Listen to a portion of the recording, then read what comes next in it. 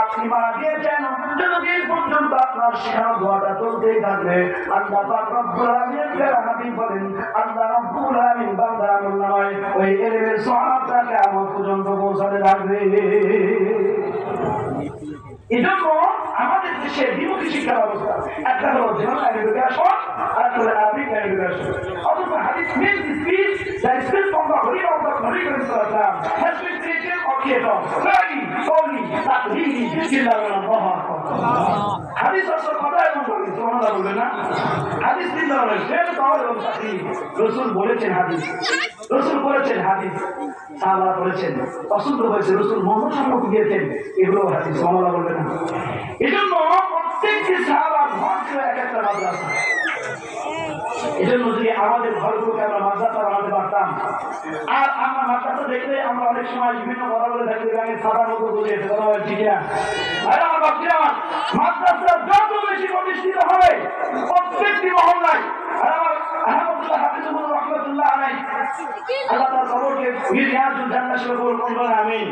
তিনি যখন বরদাস মার্কে ঘুরে দাঁড়িয়েছিলেন, যাদের বয়স এখন 70 আপ আছে বা 60 আপ আছে তারা জানবেন, উনি একবার বরদাস মার্কায় আমার বাজার ভোট করেছিলেন। সবাই ইস্তেহার শেষে ওনাকে খবর দেওয়া হয়েছিল। সবাই মনে করলেন যে আমাদের হুজুর কি ইস্তেহার ঘোষণা করবেন। তিনি দাঁড়ায় বলেছিলেন, যদি আমি এদেশের প্রেসিডেন্ট বা প্রধানমন্ত্রী হন তাহলে বাংলাদেশের প্রত্যেকটি গ্রামগঞ্জে মহল্লায় মহল্লায় একটা করে মাদ্রাসা তৈরি করব। কেন?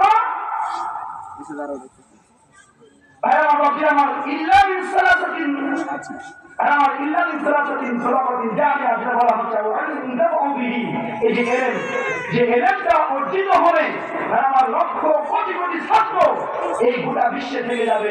যতদিন পর্যন্ত ছাত্র থাকবে, ওই ব্যক্তি মারা গেল, ওই হাফেজ, ওই আলেম, ওই মুফতি, মুহাদ্দিস, শায়খ, আল্লাহ মারা গেলেও তার ছাত্ররা তার জন্য দোয়া না করলেও তিনি যখনই কোরআন তেলাওয়াত করবেন তার ধারাবার একটি অংশ ওই হুজুরের আমলনামায় চলে যাবে। এর চেয়েও আমার ভেঙে পড়ার কায়দা নাই, ঠিক না? এই জন্য মাদ্রাসা দরকার আছে নাই?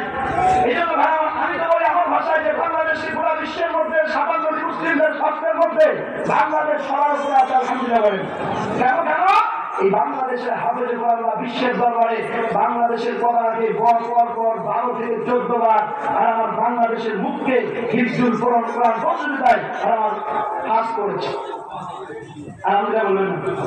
সবটা মারলে অভিষেক হয়ে পার্টিকেট পাইলে তার বাড়ি পাওয়া যায়, কথা বলছে না কেন?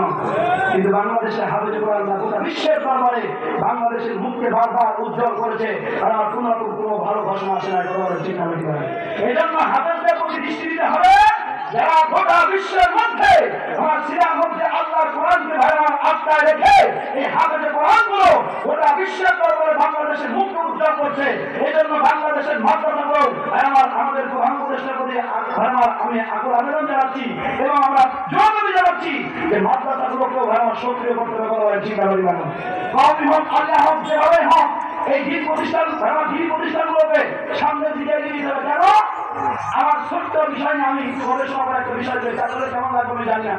আমি রিসার্চ করে এটা বের করেছি যে আমরা আগে যেমন কামড়ি শুরু করেছি, পশ্চিম তারা 1000 বছর বাংলাদেশের সংসদে কোরআন দেওয়া সম্ভব না। আমার ভাষা আমি বলি সম্মানিত ভাবে ইসলামের শব্দগুলোকে যদি আমরা একসাথে জড়ায় ধরতে পারি, ধর্মমত বিশেষে আর আমার সবাই মিলে যদি আগে আমরা আল্লাহর কোরআনকে সংসদে ঢোকাতে পারি, জামাত ইসলাম তার সিটগুলো নিয়ে জামাত ইসলামী সরকারকে সামনে এগিয়ে নেবে, ধর্মা তার সিটগুলো নিয়ে তার ধর্মাদের সামনে এগিয়ে নেবে, খেলাফত মজলিস তার সিটগুলোকে সামনে এগিয়ে নেবে, অবিশ্বাসরা আইনগুলো তাদের সিটগুলোকে সামনে এগিয়ে যাবে। আর আমার প্রত্যেকটি দলের মানুষরা যখন আমার সংসদে কোরআন যাবে, ভালো ভালো লোকগুলো যখন সেখানে যে কথা বলবে, তখনই কিনা এই দেশের মধ্যে ইসলামের ধারণা বাকি চলবে। ক্ষমতায় যাওয়ার আগে, সংসদে যাওয়ার আগে গ্রামে কামলা করে শুরু করছেন, পশ্চিমকালেও সংসদে কোরআন যাবে না। বুঝতে পারবে না, বুঝতে পারবে। আল্লাহ আমাদের সুবিধান করবেন, আমি আরো দেবেন, আমি সমানতাবাদী। নাম্বার 3, আমি প্রায় আলোচনা শেষের দিকে চলে আসছি। সমানতাবাদী যেটা আমার একটা সময় বেঁধে দেওয়া হয়েছে, আমাদের দুটো কথা বলতো, তাদের বুঝতে কষ্ট হচ্ছে। সমানতাবাদী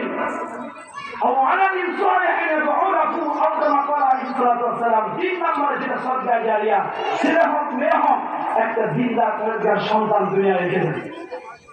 আপনি বলছেন, কে বলছেন? আমি বলেছেন। সমান তাহানি খুব ভালো করে বলেন কেন বলছি। আমি আমার নিজের কথা বলার জন্য আসি নাই, শুধু আমলের জন্য বলে যাই। আজ থেকে 3 বছর 9 মাস আগে আমার মা চলে গেছেন, 27 বছর আগে আব্বা চলে গেছে। আমি আগে জেনারেল লাইনে পড়তাম, আমি গান বাজনা করতাম, হারমোনিয়াম ঢুকতো, লাফাম উপরে এখনো সব বাজাতে পারি, 1-1.5 গান বুঝতে পারতাম। একবার আমি হারমোনিয়াম বাজাতে অন্য ঘরে মা দোয়া করতে গেলাম, আমার ছেলে হেদায়েত দান করো। 3 ব্যক্তি দোয়া আল্লাহ চান না, মুসাফির মাসরুম পিতা মাতা সুবহানাল্লাহ বলবেন না, আলহামদুলিল্লাহ বলবেন না। মা দোয়া করেছেন আসল ক্ষেত্রে, আল্লাহ কবুল করে নিয়েছেন। আমি স্কুল পরীক্ষার সময় মাদ্রাসায় ঢুকেছি, হেফজখানায় ঢুকেছি, ভাই আমার 3.5 বছর থেকে হেফজ শেষ করছি।